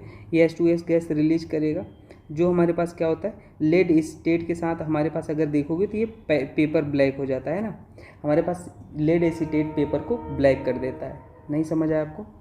ये हमारे पास क्या बोला मैंने, which turns lead acetate paper, lead acetate paper black, ठीक है। इन्फॉर्मेशन याद रख लो आप। अब बाकी का मैं आपको बोल के बता देता हूँ, ठीक है। देखो अगर आप SO3, मैंने क्या बोला, SO3 2 माइनस, ठीक है, आप सिंपल वही है, डाइल्यूट H2SO4 रिएक्शन से अगर कराते हो तो ये क्या करता है, SO2 गैस रिलीज करता है, SO2 गैस रिलीज करेगा, ठीक है। हमारे पास जो हमारे पास अगर एसिडिक 5 पोटेशियम क्रोमेट के साथ सॉल्यूशन के साथ, ये हमारे पास क्या कर देता है, ग्रीन कलर दे देता है, ग्रीन कलर दे देता है, ठीक है। और NO2 माइनस जो होता है, ये आप सेम कहानी, डाइल्यूट H2SO4 से रिएक्शन कराओगे तो ये हमारे पास क्या करता है, NO2 गैस पड़ा है ना, जो हमारे पास अगर KI सॉल्यूशन के साथ इसको हम रखोगे तो हमारे पास स्टार्च ब्लू कलर हो जाता है। सिंपली मैं ज़्यादा नहीं लिख रहा हूँ डिटेल में। तो ऑप्शन नंबर ऐसा कौन मैच कर रहा है, ऑप्शन नंबर डी मैच कर रहा है, ठीक है। तो सबके बारे में चीज़ें याद रख लेना, क्या पता आपसे पूछ ले, कब को क्या पूछ ले, सारी चीज़ें इन्फॉर्मेशन आपको आनी चाहिए।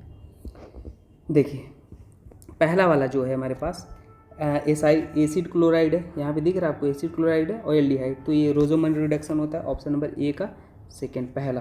तो दो ऑप्शन तो हमारे पास कट कर दो, कौन सा, ये और ये। अब देखो आपके पास क्या है, अमाइड को अमाइन में चेंज, ये अमाइड है, ये अमाइन में चेंज किया, तो ऐसा कौन सा होता है भाई, Br2NaOH होता है भाई, Br2NaOH ही तो होता है जो अमाइड को अमाइन में चेंज करता है, कि और कुछ होता है।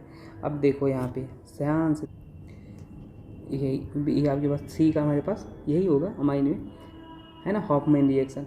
तो सी का फर्स्ट, ऑप्शन नंबर एक ही दिख रहा है, यहाँ पे सी का फोर्थ है और यहाँ पे सी का फर्स्ट, ऑप्शन नंबर ये सही हो जाएगा। ठीक है, तो ये टेक करना, आप आगे बढ़ चलना। ठीक है, क्वेश्चन को जल्दी जल्दी सॉल्व करना, क्योंकि हर क्वेश्चन में आपको टाइम नहीं देना है कि आप सॉल्व करते बैठे हो। आओ इसको देखो, ये दिखने में डरावना क्वेश्चन है पर है बहुत हलवा एकदम। कैसे हलवा है मैं दिखाता हूँ। कभी भी अगर आपको क्या बोलता है, नंबर ऑफ पेप्टाइड लिंकेज पूछता है, क्या नंबर ऑफ पेप्टाइड आपसे पूछ रहा है, क्वेश्चन को पढ़ो, नंबर ऑफ पेप्टाइड लिंकेज आपसे पूछता है तो क्या होता है, नंबर ऑफ अमीनो एसिड -1 कर दो।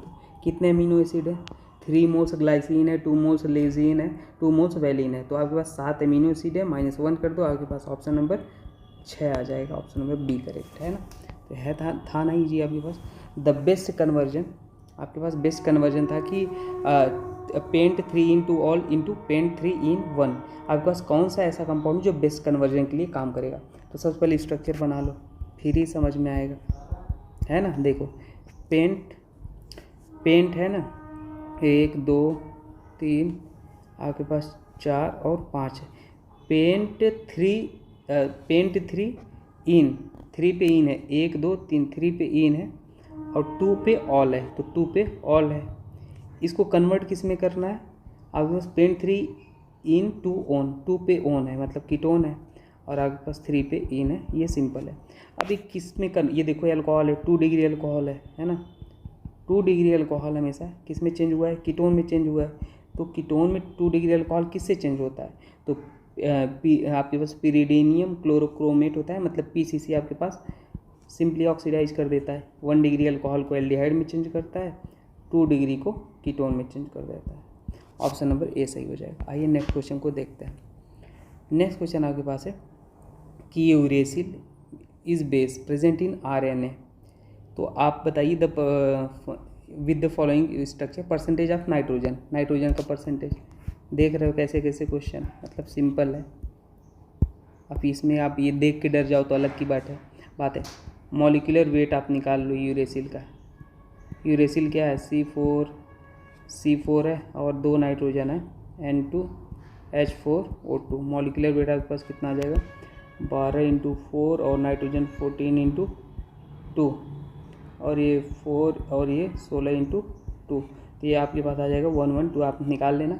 परसेंटेज आप नाइट्रोजन कैसे निकालोगे, आपके पास नाइट्रोजन आप परसेंटेज क्या हो जाएगा, आपके पास कितने नाइट्रोजन है भाई, 2 नाइट्रोजन है, तो 2 × 14 और आपके पास टोटल मॉलिक्यूलर वेट आपके पास 112 मल्टीप्लाइड बाई 100, ये आ जाएगा 25%। जितने nitrogen divide by total molecular mass, answer आपके पास कितना आ गया, 25%। ये सही हो जाएगा। आइए नेक्स्ट क्वेश्चन सॉल्व करते हैं। देखो नेक्स्ट क्वेश्चन आपके पास क्या है, the electrophile involve in the एबो रिएक्शन इज। इलेक्ट्रोफाइल क्या होता है भाई, आपको ये बताना है। तो इलेक्ट्रोफाइल बेसिकली ये तो याद ही होना चाहिए, रीमन टीमन रिएक्शन है।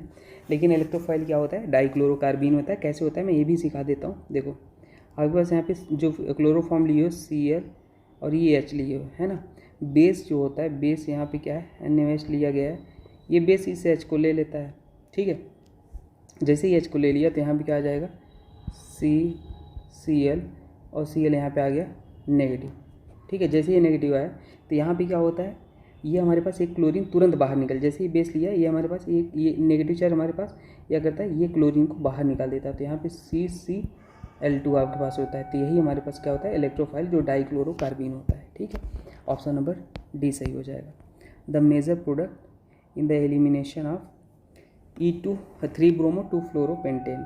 ठीक है, तो आइए इसको सॉल्व कर लेते हैं। क्या बोला है, एलिमिनेशन कराया है, बोल भी दिया है, तो ये सिंपल है, देख लेते हैं क्या बोला है। 3 ब्रोमो 2 फ्लोरोपेंटेन, तो 3 पे ब्रोमो है, 3 पे मैंने ब्रोमो लगा लिया और 2 पे हमारे पास फ्लोरो है, ये लगा लिया। अब एलिमिनेशन आप कैसे कराते हो, अल्कोहलिक KOH ले लो और हीट ले लो, है ना। अब देखो यहाँ पे क्या हो जाएगा। अब सबसे इम्पोर्टेंट चीज़ आपको क्या देखना था पता है, कि यहाँ पे सबसे अच्छा लिविंग ग्रुप कौन है। तो लिविंग ग्रुप का ऑर्डर जो होता है फ्लोरीन, क्लोरीन, ब्रोमीन, आयोडीन, ये होता है अच्छा लिविंग ग्रुप का ऑर्डर, है ना। F2Cl2 Br2 I2 ज़्यादा अच्छे से निकलेगा। फ्लोरीन, क्लोरीन, ब्रोमीन ज़्यादा, मतलब ब्रोमीन जैसे साइज बढ़ती है वो लिविंग ग्रुप ज़्यादा अच्छा हो जाता है। तो आपके पास यहाँ पे ये जो बीटा, ये आपके पास 0 पोजीशन, इसके बगल अल्फा, इसके बगल बीटा, इसके बगल बीटा। तो ये हमारे पास क्योंकि लिविंग ग्रुप ये अच्छा है इसलिए हमारे पास ये बीटा हाइड्रोजन को खाएगा और ये बॉन्ड इधर आएगा और इसको बाहर निकाल देगा। तो आपके पास कहीं ना कहीं ये आपके पास 2 फ्लोरो और ये आपके पास ये तो बाहर निकल गया, बॉन्ड बनाना ही नहीं था और आपके पास ये आंसर हो जाएगा। तो ऑप्शन नंबर आपके पास जो सही करेक्ट आ जाएगा मायने में वो बी सही हो जाएगा। ठीक है, तो यही इसमें देखना था आपके पास लिविंग ग्रुप, जो लिविंग ग्रुप का ऑर्डर होता है फ्लोरीन, क्लोरीन, ब्रोमीन, आयोडीन, ये याद रख लेना। ठीक है, एलिमिनेशन रिएक्शन में। आइए आगे बढ़ते हैं। द स्पिन मैग्नेटिक मोमेंट आपके पास क्या हो जाएगा? तो स्पिन मैग्नेटिक मोमेंट निकालोगे क्या हो जाएगा? आइए इसको भी सॉल्व करते हैं।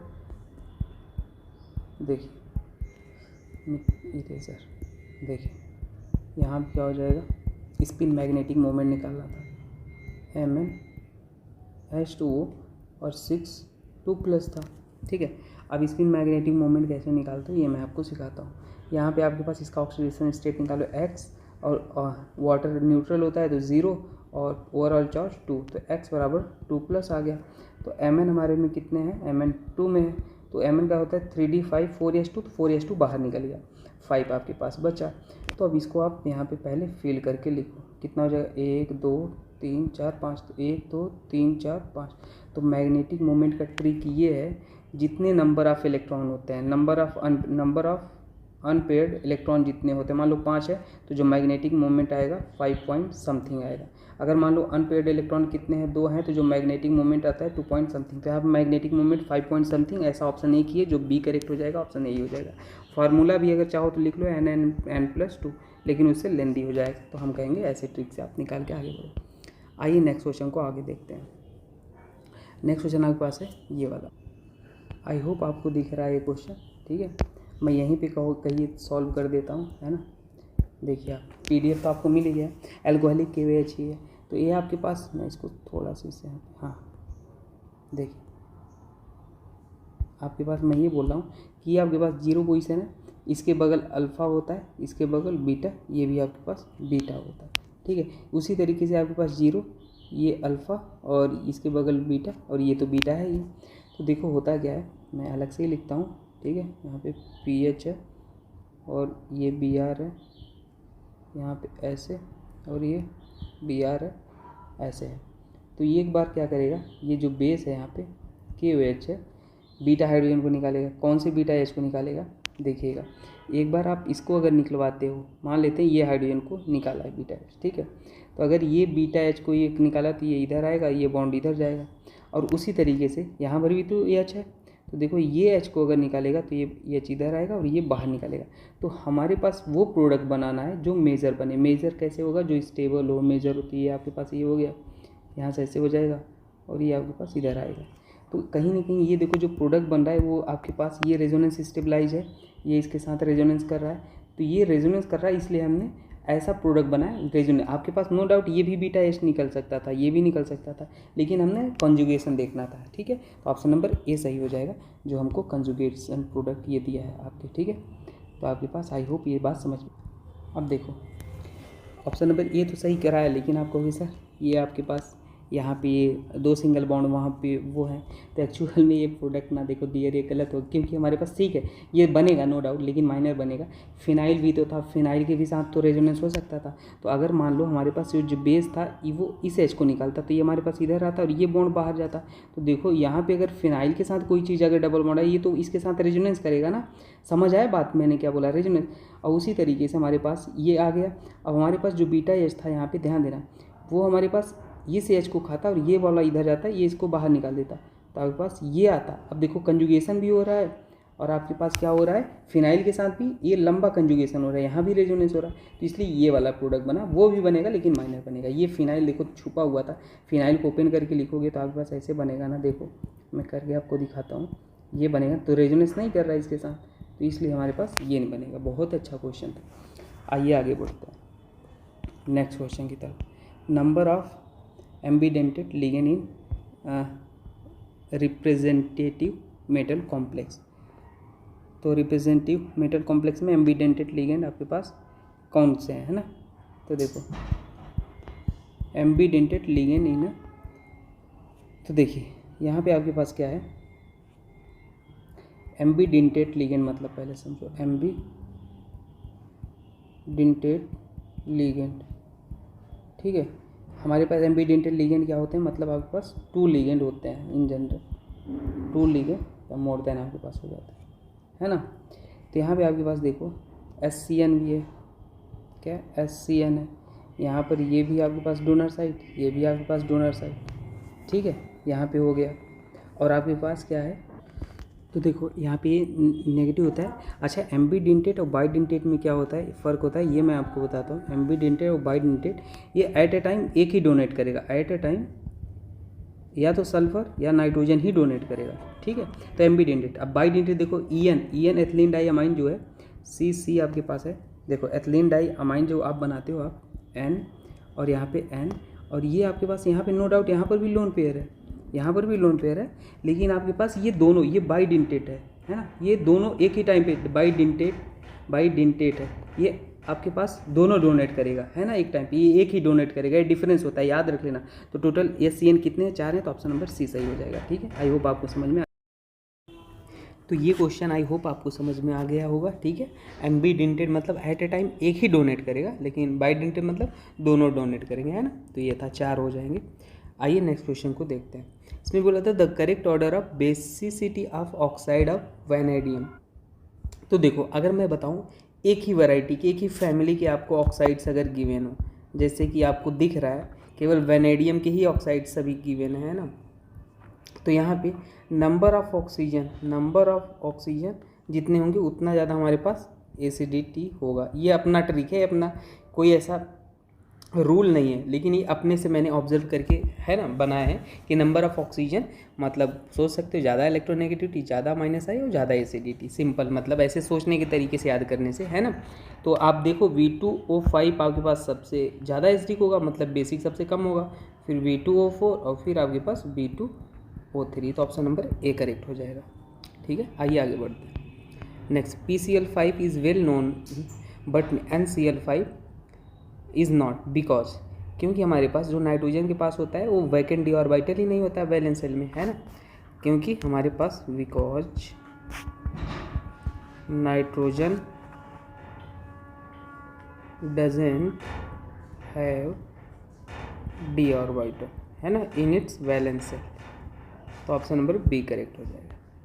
Next which element is not present in Nessler reagent, कौन सा एलिमेंट है जो नेस्लर रिएजेंट में प्रेजेंट नहीं होता है।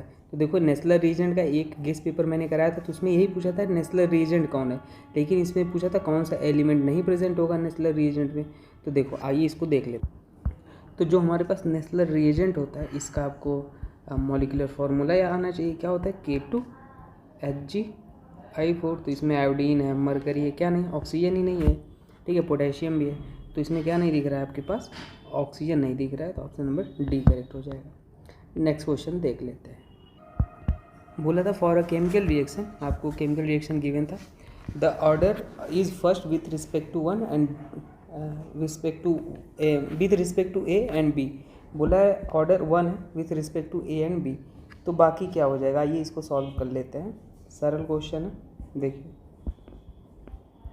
हम एक इक्वेशन रिएक्शन आपको गिवन है A + B आपको गिवन है, इससे आपके पास एक प्रोडक्ट बन रहा है, तो अगर इसका रेट इक्वेशन लिखोगे तो क्या हो जाएगा कि आपको ऑर्डर पहले से बता दिया है, विथ रिस्पेक्ट टू A 1 है और B भी 1 है, इसे इक्वेशन 1 मान लो, ठीक है। तो ये बोला है कि आपके पास 20 और 0.5 हो जा रहा है पहले केस में, मतलब रेट क्या हो जाएगा 0.10 हो जा रहा है जब आपके पास A का कॉन्सेंट्रेशन कितना है 20 और B का कंसंट्रेशन कितना है 0.5, ये इक्वेशन हमारे पास सेकेंड हो गया।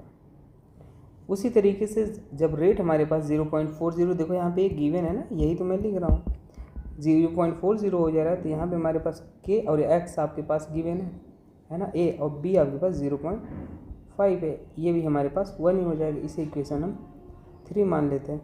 हम लिखेंगे 0.80 और हम इसको क्या लिख लेते हैं थर्ड वाले केस में, ए हमारे पास कितना के मतलब 40 टू द पावर 1 और ये क्या हो जाएगा y टू द पावर 1, ये हमारे पास 4 हो जाएगा। ठीक है, तो आइए इससे हम सॉल्व कर लेते हैं।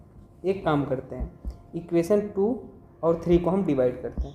इक्वेशन 2 और 3 को आप डिवाइड कर दो तो देखो क्या बन जाएगा 0.10 और ये 0.40।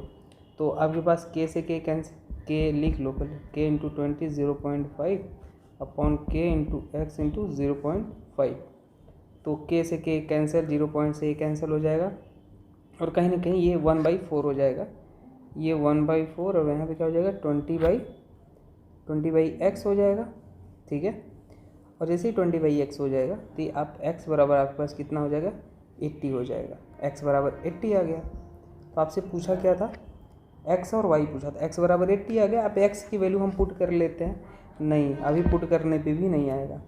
अब एक काम करते हैं, 3 और 4 को डिवाइड करते हैं। इक्वेशन 3 और 4 को डिवाइड कर दो तो 3 0.404 अपॉन 0.80 और के से के कैंसिल, देखो x अपॉन 40 हो जाएगा और अपॉन 0.5 अपॉन y, तो ये 1/2 हो जाएगा। x की वैल्यू कितना निकाला आपने 80 अपॉन 40 और यहाँ 0.5 अपॉन y, तो 14 हो जाए 42 या 80 और यहाँ y की वैल्यू हमारे पास आप निकालोगे तो ये 4 और इंटू 0.5, तो ये आपके पास कितना आ जाएगा तो 2 आ जाएगा, y की वैल्यू 2।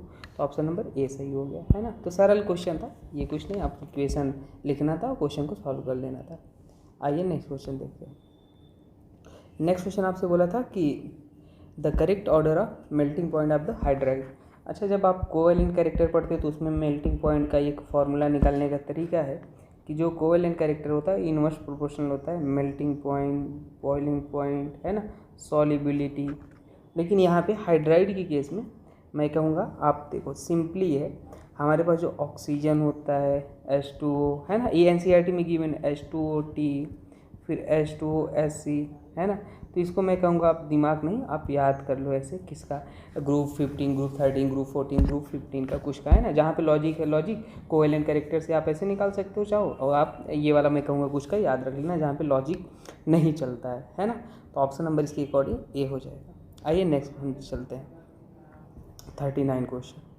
39 में आपसे क्या बोला था कि the rate constant of for decomposition of acetaldehyde have been measured over the temperature 700,000 kelvin. ठीक है, the data has been analyse by plotting ln versus 10 to the power cube T graph the value of activation energy. बहुत ही easy, very simple. अब कहोगे sir हर question आप simple बोल रहे हो, देखो आपको क्वेश्चन दिखने में डरावने हैं लेकिन आदत डालना है क्वेश्चन को, ईजी है भाई। देखो आपने पढ़ा है आर्हेनियस इक्वेशन, क्या पढ़ा है भाई, के बराबर पढ़ा है a into e to power minus E A upon R T. अब मैं कहूँगा दोनों साइड आप ln ले लो तो ln के हो जाएगा ln a और यहाँ पे minus E A upon R T और ln ई ए की वैल्यू 1 हो जाएगा। तो आपके पास ये निकल के आता है। आप कंपेयर कर लो, आप कंपेयर यहाँ पे कर लोगे तो देखो स्लोप m क्या है, स्लोप है, स्लोप क्या हो जाएगा, तो स्लोप ये हो जाएगा। और स्लोप क्या हो जाता है, स्लोप आपके पास गिवन है minus E A upon R T. ये कंपेयर करोगे ना, अरे भाई y बराबर एम एक्स प्लस सी से कंपेयर करोगे तो ये एम एक्स है पूरा, ये एम एक्स है और ये सी है। ठीक है, तो माइनस ई अपॉन आर टी। तो अब आप वैल्यू पुट कर लो, स्लोप आपको गिवन है, कितना गिवन है यहाँ पे देखो क्वेश्चन में गिवन है, ये मैं कलर चेंज करता हूँ, आपको स्लोप यहाँ पे ये गिवन है -18.5 और ये माइनस ये है ना, एक्टिवेशन एनर्जी पूछा था, आर आपकी वैल्यू, आर वैल्यू पुट कर लो 8.314। टेम्परेचर आप कितना यहाँ पे पुट कर लो, टेम्परेचर यहाँ पे कितना 1000 है ना, लास्ट वाला पुट कर लो 1000 और ये आपके पास ये वैल्यू जब निकालोगे तो 154 किलो जूल पर मोल में निकालना था, तो आंसर आप ये आ जाएगा है ना। किलो जूल में चेंज, ये आपकी वैल्यू जो लेते हो ये जूल में, तो किलो जूल में 10 टू पावर -3 से मल्टीप्लाई कर दोगे तो आपके पास किलो जूल में हो जाएगा। तो आपके पास ऑप्शन नंबर ए सही हो जाएगा। ठीक है, तो बस यही क्वेश्चन था। आइए आगे देखते हैं। देखो नेक्स्ट क्वेश्चन आपको ये वाला ग्रुप 13 एलिमेंट से गिवन है क्वेश्चन, तो इसमें इंफॉर्मेशन बेस्ड क्वेश्चन ये भी था। इसमें आपके पास पहचानना था कौन सा चेन सिलिकॉन है, डाइमेरिक सिलिकॉन है, तो ये आपको देखना। तो देखिए CH3 और ये 4, इसको बोलते हैं सिलेन बोलते हैं, है ना। ठीक है। और ये आपके पास CH3 सिलिकॉन, OH थ्रायस, ये हमारे पास क्या होता है, पॉलीमराइज होता है, polymerase to form 2D silicon, ठीक है। और हमारे पास जो CH3 ट्वाइस SiOH ट्वाइस, ये हमारे पास पॉलीमराइज ही होता है, किसमें, ये भी सिलिकॉन में ही पॉलीमराइज होता है, ठीक है। बस फ़र्क कितना है, ये चेन सिलिकॉन में होता है, किसमें, चेन सिलिकॉन, ठीक है। और लास्ट वाला जो रह गया, अब इसमें मैच करा लो, ऑप्शन ए का थर्ड हो जाएगा, ए का CH3 SI सिलेन, तो ऐसा एक ही में है ऑप्शन नंबर डी, ठीक है। बाकी आप जो बच गया वो कर लेना, तो इनमें याद करना है बेसिकली, कुछ नहीं, ठीक है। नेक्स्ट क्वेश्चन देखते हैं। नेक्स्ट क्वेश्चन आपके पास गिवन है कि आपको बोला है कि 0.5% सॉल्यूशन, ठीक है भाई, potassium chloride was found to freeze at -0.2 degree Celsius, okay, -0.24 degree Celsius, the percentage of dissociation, तो इसको भी निकाल लो। देखो ऐसे क्वेश्चन बहुत ही डायरेक्ट फार्मूला होते हैं, लिखने वाला कार्यक्रम बहुत बड़ा दिखता है पर होता बहुत ईजी है। जब भी depression in freezing point KF into M हो जाएगा, ठीक है। तो आपको आई की वैल्यू कैसे निकालोगे, यहाँ पे डेल्टा TF की वैल्यू आपके पास 0.24 डिग्री सेल्सियस जाएगी, सॉल्वेंट का 0 डिग्री होगा। अरे भाई डेल्टा TF क्या होता है, TF नॉट माइनस TF होता है, आपके पास ये गिवन है 0 माइनस, और ये -0.24 गिवन था, तो प्लस हो जाएगा ना।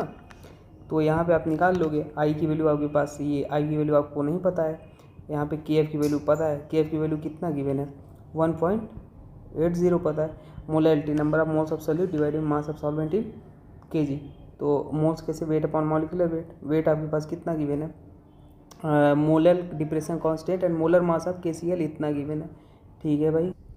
तो यहाँ पे क्या हो जाएगा, 0.5% है। अरे भाई 0.5% मतलब क्या, 0.5 ग्राम इन 100 ग्राम सॉल्यूशन है ना आपके पास सॉल्यूट। तो ये KCl का मॉलिक्यूलर वेट आपको गिवन है कितना, 74.6 गिवन है, divide by mass of solvent in kg, mass of solvent in kg कितना हो जाएगा, 100 ग्राम आपके पास सॉल्वेंट, अच्छा 0.5 हो गया, तो सॉल्वेंट क्या हो जाएगा, 100 माइनस 0.5 माइनस करोगे कितना आ जाएगा, 99.5 आ जाएगा। तो 99.5 डिवाइड बाई, वो ग्राम में था तो ये सॉल्वेंट kg में ले लेना है ना, molality number of moles of solute divide by mass of solvent in kg। आई की वैल्यू आप सॉल्व करना 1.98 आ जाएगा। अल्फा बराबर डायरेक्ट फॉर्मूला I-1/n-1, और KCl को जब ब्रेक करोगे तो यहाँ से K प्लस और Cl माइनस निकलेगा, तो n बराबर आपके पास 2 आ गया, ठीक है। I की वैल्यू 1.98 -1, n की वैल्यू 2 -1, आपके पास 98% निकल के आ जाएगा। तो बस कैलकुलेशन परेशान नहीं होना, बहुत इजी कैलकुलेशन आएगा, फार्मूला पर जरूर यूज होगा, ठीक है। तो आप कैलकुलेशन नहीं, आप तरीका सीखो, क्योंकि ये बहुत इंपॉर्टेंट है। अब देखो नेक्स्ट क्वेश्चन है, identify the process in which change in oxidation state is 5। Oxidation state का चेंज कितना, 5 है। आइए निकाल लेते हैं। पहला ऑप्शन है Cr2O7 2 माइनस और 2Cr3+, यहाँ पे ऑक्सीजन क्रोमियम का x मान लो और 2x हो जाएगा, -14 equal to -2। Oxidation state 2x बराबर ये 12 हो जाएगा, और यहाँ x बराबर कितना हो जाएगा 6 से कितना हो रहा है +3 में नहीं, यहाँ पे चेंज कितना आ रहा है, चेंज इन ऑक्सीडेशन में 3 आ रहा है, ये नहीं होगा।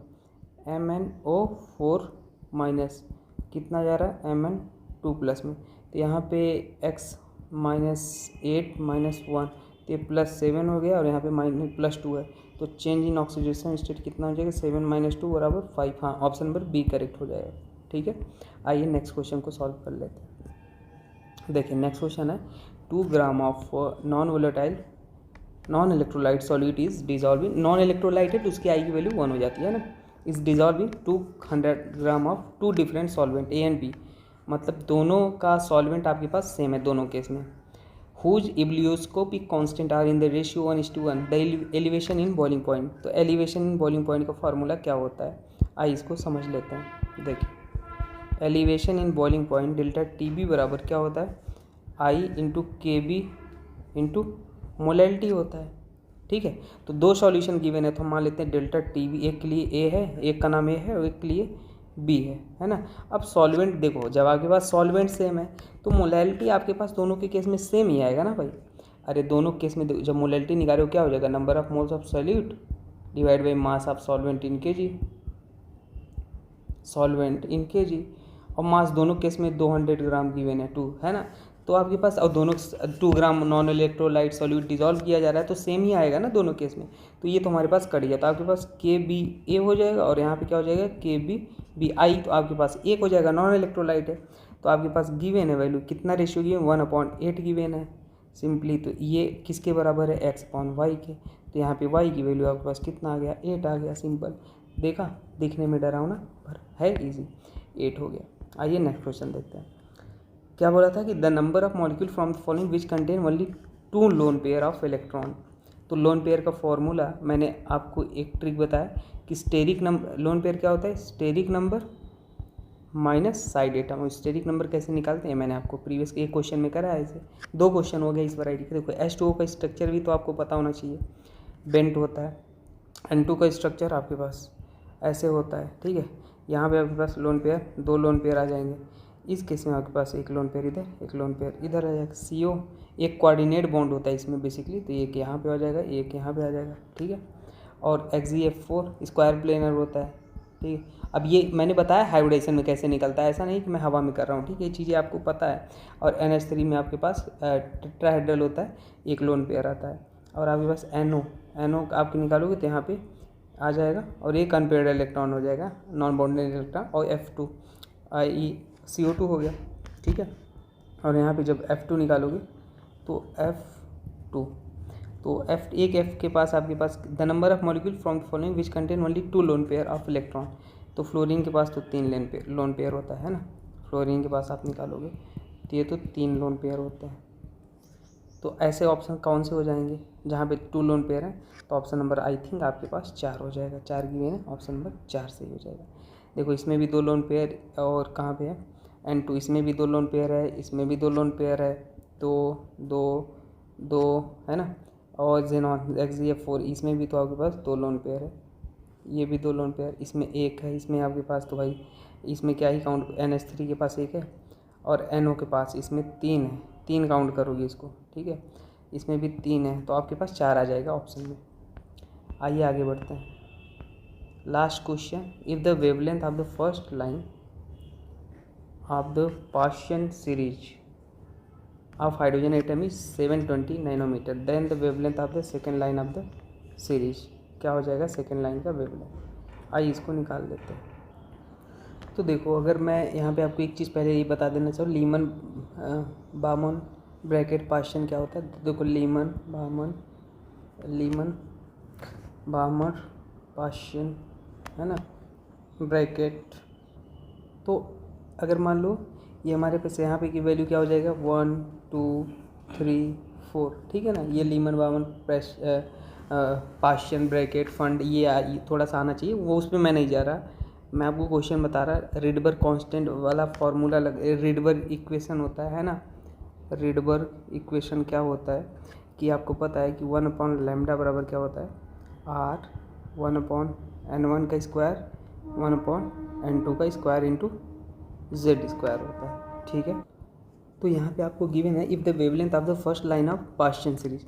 तो मतलब पार्शियन के लिए आप निकालोगे तो मान लो क्या 1 2 3 लीमन बामन पार्शियन और आगे ब्रैकेट। तो फर्स्ट लाइन बोला है, तो फर्स्ट लाइन मतलब ये यहाँ से एक ही लाइन जाएगा, तो यहाँ पे 1 2 3 और ये 4। तो मतलब आपके पास क्या हो रहा है यहाँ पे, सिंपली हमारे पास 3 से 4 में जा रहा है ना। सिंपली एक ही लाइन बताया फर्स्ट लाइन, तो मतलब एक ही पॉसिबल यही है। तो यहाँ पे जब आप वैल्यू पुट करोगे तो 1/λ है ना R, और यहाँ पे क्या हो जाएगा N1 की वैल्यू आप निकालोगे यहाँ पे, तो क्या हो जाएगा N1 की वैल्यू यहाँ तो 1/R, और यहाँ पे N1 की वैल्यू आपके पास 3 का स्क्वायर माइनस 1/, यहाँ पे ये 1/3 और यहाँ 4 है ना, 4 का स्क्वायर हो जाएगा, ठीक है। ये हमारे पास कब है, जब हमारे पास 3 से 4 में जा रहा है। अब क्या बोल रहा है, then the wavelength of the second line of this series. Second line की, और यहाँ पे वेवलेंथ आपको गिवन था, है ना। तो ये सेकेंड लाइन के लिए हमारे पास λ1 हम मान लेते हैं यहाँ पे, है ना। तो आपके पास 1/λ2 क्या बोल रहा है, जब आपके पास सेकेंड का ये फर्स्ट हो गया और सेकेंड आपके पास एक और ऊपर जाएगा, है ना। तो 3 से 5 में, तो वहाँ पे 1/ क्या हो जाएगा 3 स्क्वायर माइनस 1/5 स्क्वायर, ठीक है। ये इक्वेशन 1 हो गया, ये इक्वेशन सेकेंड हो गया। जैसे जैसे बोला है क्वेश्चन वैसे से तो लैम्डा 1 की वैल्यू गिवन भी है, चाहे तो आप इसकी वैल्यू आप पुट कर लो 720 है ना, पर मैं बाद में पुट करूँगा। तो हम इक्वेशन 1 और इक्वेशन 2 को डिवाइड कर लेते हैं, तो ये लैम्डा 2 अपॉन लैम्डा 1 आ जाएगा। ठीक है, लैम्डा 2 और लैम्डा 1 को जब हम डिवाइड किए तो हमारे पास ये ओवरऑल वैल्यू जो निकल के आ जाएगी अपने पास, मैं यहाँ पे सॉल्व कर, लैम्डा 2 कितना हो जाएगा, आर से आर कैंसिल हो जाएगा और आपके पास या लैम्डा इक्वेशन फर्स्ट और इक्वेशन सेकेंड ही डिवाइड कर लेते हैं। तो एक सेकेंड देख लेते हैं, देखो आप कैसे भी बस डिवाइड ही करना है। तो इक्वेशन फर्स्ट और इक्वेशन सेकेंड डिवाइड करो, तो ये आपके पास 1/9 1/16 हो गया, ऊपर वाला आर से आर तो कट जाएगा है ना, और 1/9 अपॉन 1/25 हो जाएगा। ठीक है, ये हो गया। तो यहाँ पे lambda 2 upon lambda 1 first upon second है, तो कोई बात नहीं, हम क्या कर लेते हैं, लैम्डा 2 अपॉन लैम्डा 1 आ जाएगा। और यहाँ पे हमारे पास ये कितना हो जाएगा, इसको मैंने सॉल्व किया तो ये आ जाएगा 7 × 26 अपॉन ये हमने 60 × 60 और लैम्डा 2 आपसे पूछा था, तो लैम्डा 1 की वैल्यू आपके पास निकाला है हमने, 720 गिवन था है ना, 720 और 7 × 26 अपॉन 16 × 60, तो लैम्डा 2 निकल के चला आएगा। ठीक है, तो ये लगभग 492.8 समथिंग आएगा, तो 492 लेना था आपको, ऑप्शन नंबर ए करेक्ट हो जाएगा। ठीक है, तो ये सिंपल क्वेश्चन था, इसमें कुछ नहीं करना था, ये भी था, बस आपको फार्मूला याद हो बस। तो आप अपडेट के लिए you can join us, Instagram हमारा पेज है, व्हाट्सएप लिंक डिस्क्रिप्शन में, टेलीग्राम भी लिंक डिस्क्रिप्शन है। और all the best for your exam. अभी हमारा टॉप 100 क्वेश्चन भी आएगा। ठीक है, लास्ट में एक वादा और था कि टॉप 100 क्वेश्चन भी मैं निकालूंगा, वो भी आ जाएगा। फिर आपका जो नीट का क्वेश्चन हो जाएगा वो यहीं से होगा। ठीक है, ये PDF मिल जाएगा आपको लिंक डिस्क्रिप्शन में, आप उसको डाउनलोड कर लेना और कुछ भी डाउट हो तो आप पूछ लेना। और अगर आप अगले साल के लिए तैयारी कर रहे हो तो आप जुड़े रहना, आपको बेहतरीन कंटेंट यूट्यूब पे मिलेगा। अगर मान लो मेरा यह प्लानिंग है कि मैंने एक बार जो कॉन्सेप्ट पढ़ा दिया उससे रिलेटेड हर वैरायटी का प्रॉब्लम एक ही वीडियो में मिल जाएगा। जैसे SN1 पढ़ा दिया, तो अब SN1 के लिए आपको और कहीं भटकने की ज़रूरत नहीं है। मैं 4-5 किताबें जो जितनी पॉसिबिलिटी हैं सबको एक ही वीडियो में दे दूंगा मिक्स करके, कभी आपको दोबारा पढ़ने की ज़रूरत नहीं है, बस रिवीजन प्रैक्टिस। ठीक है, ओके दोस्तों, थैंक यू, मिलते हैं नेक्स्ट वीडियो में।